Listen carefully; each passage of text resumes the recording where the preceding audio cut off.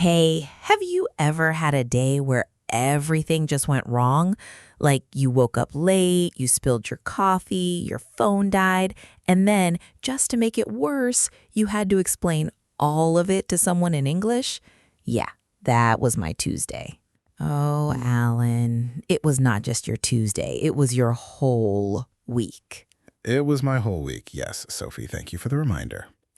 Today, we are going to talk about bad days, real ones, the kind that everyone has, and we'll show you how to talk about them in English clearly, naturally, and without crying too much. Hello, English learners, and welcome to English Shadowing Club. I'm Sophie. And I'm Alan, your friendly, slightly tired, very relatable co-host. Today is a B1 and B2 level episode, so if you know some English but want to sound more natural and confident, this one is for you. And if you are higher level, great, stay. You might hear something funny or something useful, or both. Today's topic is talking about bad days, describing what went wrong, expressing how you felt, and, this is the important part, recovering from it in conversation. Also, we have a free PDF for this episode. You'll find the link in the description below. It has the key phrases, vocabulary, and the reflection questions all in one place. Download it, use it. It's free. Okay, let us begin. And Alan, please try not to relive the Tuesday story too many times. No promises. So let us start here. Everyone has bad days, but what makes a day bad? Is it one big thing or many small things? For me, it's always many small things. Because one big problem, okay, I can handle that. But 5 small problems, one after another, that's when I start to lose my mind. Yes, there's actually a phrase for that. We call it things piling up, like problems pile up on top of each other, and eventually it's too heavy. Exactly. And for me, the worst days always start the same way. I wake up and I think, today will be fine. And then something small goes wrong, and I think, okay, still fine. And then something else, and I think, And then the third thing happens, and I think, oh no. Aha, I love that. The three-stage system. Fine. Oh no. That's my life in 3 words. Now, for our listeners, this is so important for your English. In real life, when you talk about a bad day, you don't just say, it was bad. You describe the sequence. You say what happened first, then what happened next, then how you felt. This makes your English sound much more natural. And the key lesson here is use time words. Words like first, then, after that, and finally. These make your story easy to follow. So instead of saying, I had a bad day, you say, first I woke up late, then I missed my bus, after that my boss called, finally I just sat down and ate a whole bag of chips. That last one is very specific, Sophie. I was describing a general situation, Alan. Of course you were. I am ready. I have had many, many problems. I am basically an expert. You are indeed. So the first thing to know is that we use a lot of phrasal verbs when things go wrong. Things break down, things fall apart, things go wrong, things run out. Oh yes, my car broke down once, on the highway, in the rain, on a Monday. I truly felt like the universe was testing me personally. And what did you do?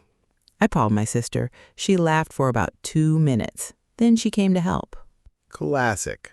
Okay, so broke down is a key phrase. The car broke down. It stopped working. We also say something came up. That means a problem appeared suddenly. Like, sorry I'm late, something came up. And something I hear a lot is, it slipped my mind. That means you forgot something. I totally forgot to do the report. It just slipped my mind. Great one. These are phrases that native speakers use every single day. And when you use them, people think, oh, this person really knows English. The takeaway from this section, learn phrasal verbs for problems, not just the word problem. Learn the verbs that describe what the problem does. And there is good news. These verbs are simple, short, easy to remember. Break down, run out, fall apart, come up, slip your mind. You can start using them today. This section is one of my favorites because this is where most learners stop growing. They learn how to describe events, but they do not learn how to express feelings naturally. They say things like, I was very sad, or I felt bad. And it's correct, but it's very flat.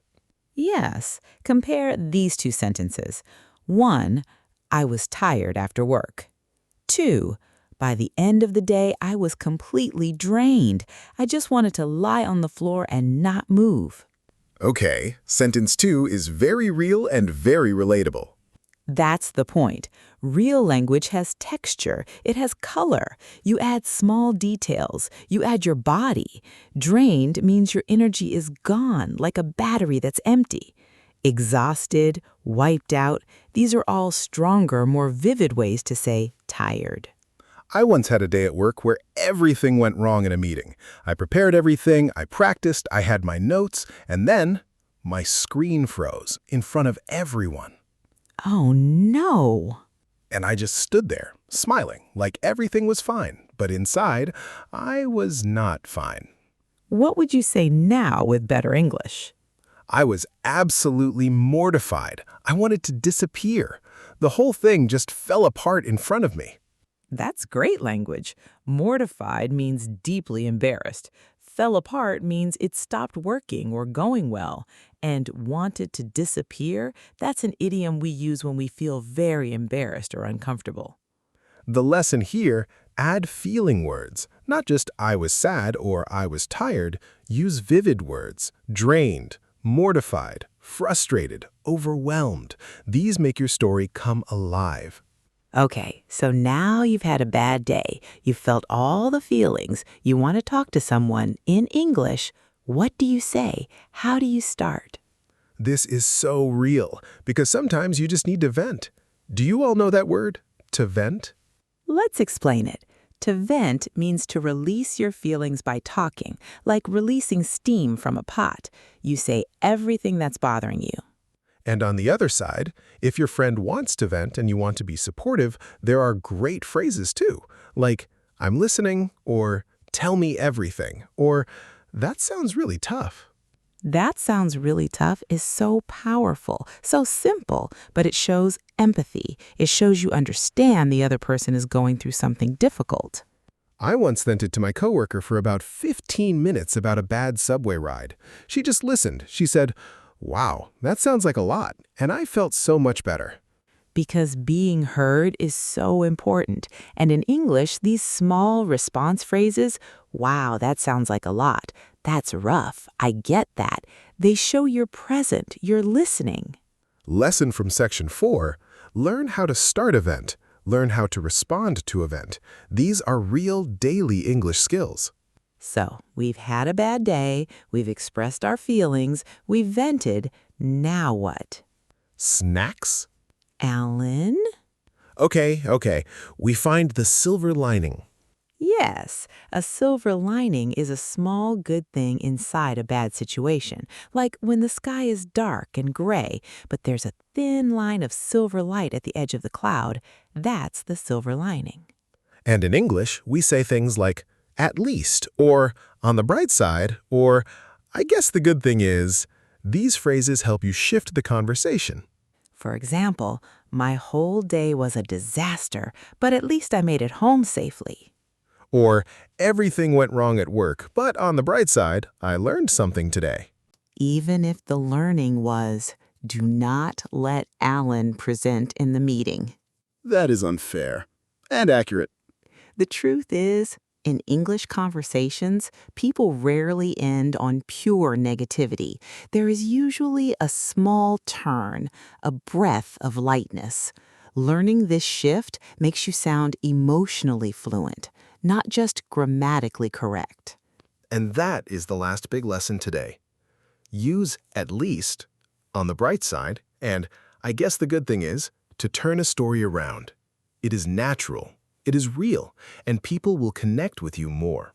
And that is a wrap for today's episode of English Shadowing Club.